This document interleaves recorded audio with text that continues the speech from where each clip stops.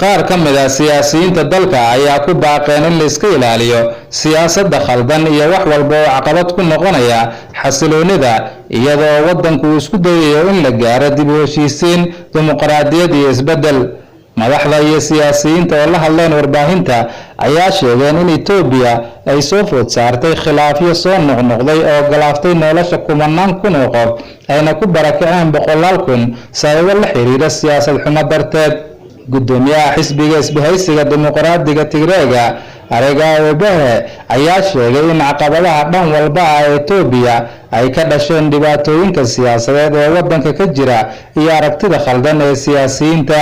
waddanku wuxuu sanadihii dambe dhaxlay dhibaatooyin aan hore loo arag oo ka dhashay xiisaha siyaasadeed, ayuu yiri. markaan eegna wixii la soo maray iyo khilaafaadka hadda jira, waxaa sabab u ah dhaqanka siyaasadeed iyo khilaafka aan ku jirno. annaga siyaasiyiintuna weligeen ma siina mudnaanta danta dadka iyo dalka, waxaan fiirinaa kaliya faa'iidadeena siyaasadeed, ayuu yiri.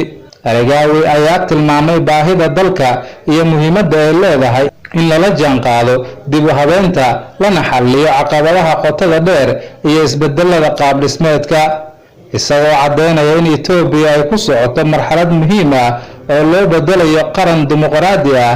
ayaa haddana kala qaybsanaanta siyaasadeed waxa ay noqotay, ayuu yiri, mid ka mid ah caqabadaha ugu waaweyn ee sii socda oo carqaladeynaya isbedelka iyo dadaalada dib u habeynta ee waddanka.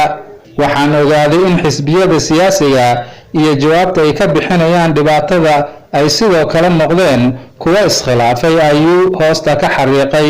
Teshaale Sabero oo ah siyaasi rugcada ah kana soo jeeda muwaadiniinta Itoobiyaanka ee cadaaladda bulshada ayaa sheegay in hubinta isbedel siyaasadeed ay muhiim tahay, isagoo leh kani waa fursadii dahabiga ahayd ee ugu dambeysay oo lagu gaari karo midnimada iyo dimuqraadiyad.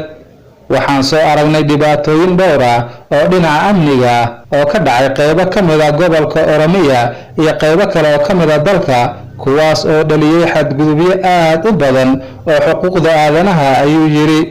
si kastaba ha noqotee, Teshaale ayaa hadalkiisa raaciyay inuu aad ugu rajo weyn yahay in cidda hoggaanka haysa ay leedahay awood ku filan oo ay waddanka ugu horseedo isbeddel iyo dimuqraadiyad dhab ah. wasaaradda caafimaadka ayaa sheegtay inay adkeysay tallaabooyinka looga hortagayo in cudurka coronavirus-ka ee dalalka kale uu ku faafo Itoobiya. waxaa haatan la wadaa baaritaanada dadka musaafiriinta ka soo degaya madaarka caalamiga ee Bool iyo 27 goobood oo laga soo galo ama laga baxo, ayay wasaaradda caafimaadka ku sheegtay hadal ay soo saartay. wasaaradda ayaa tilmaamtay in ilaa iyo hadda ay baartay 47,162 musaafiriinta soo galaya dalka. baaritaanka kadib 4 qof oo looga shakisan yahay coronavirus-ka ayaa la geliyay go'doomin, ayay wasaaraddu raacisay. 3 ka mid ah dadkaasi fayraska looga shakisan yahay ayaa ah muwaadiniin Itoobiyaan ah, waxaana lagu hayaa xarumaha karantiilka oo ku yaala garoonka diyaaradaha ee Addis Ababa iyo Aksum ee gobolka Tigray. kiiska qofka afraad ee la tuhunsan yahay ayaa ah muwaadin u dhashay waddanka Shiinaha. baaritaanka 4 kiis ayaa la soo gabagabeeyay si dhiigooda loogu diro Koonfur Afrika si loogu sameeyo baaritaan dheeri ah, ayay wasaaradda caafimaadka sheegtay. sidoo kale 4 Itoobiyaan ayaa laga soo saaray xarunta karantiilka toddobaadkii hore kadib markii natiijada tijaabada ee dhiigooda loo diray Koonfur Afrika ay noqotay negative ama inaysan fayraska qabin. tirada dadka ku dhintay Shiinaha ee cudurka ka dilaacay ee coronavirus-ka ee ka bilaabmay bartamaha magaalada Wuhan ayaa sare u kacay ugu yaraan 361 maalintii Isniinta. tirada guud ee dadka ku dhacay fayraska waxay gaarayaan 17,205 dalkaasi Shiinaha.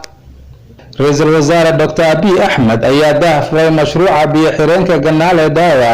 mashruuca korontada quwadiisu tahay 254 megawatts ee Dawa River ayaa waxaa dhismihiisa ku baxday lacag dhan 451 milyan doolarka.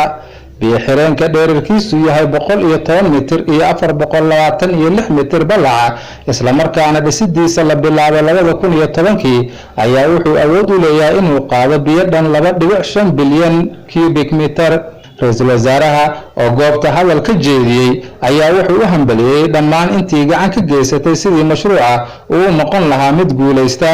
mashruuca biyo-xireenka ee Ganaale Dawa ayaa daliil u ah qoraaxdeennii ahayd weligeen kama quusan doono laakiin waxaan dhammaystireynaa wixii aan bilownay ayuu yidhi Dr. Abiy marka laga soo tago awoodda korontada laga dhalinayo mashruuca waxaa loo adeegsan doonaa horumarinta waraabka ayuu ra'iisul wasaaraha raaciyay waxaa kale oo shaaca ka qaaday qorshaha dowladda ee lagu dhisayo mashruuca hydropowerka ee Ganale Dawa kaasoo sida uu sheegay ay ku baxayso ugu yaraan $1 bilyan mashruucani wuxuu soo jiitay maalgashadayaal shisheeye oo fara badan laakiin danta dowladda ayaa ah in la dhiso iyada oo lala kaashanayo maalgashadayaasha maxalliga ayuu yiri ra'iisul wasaaraha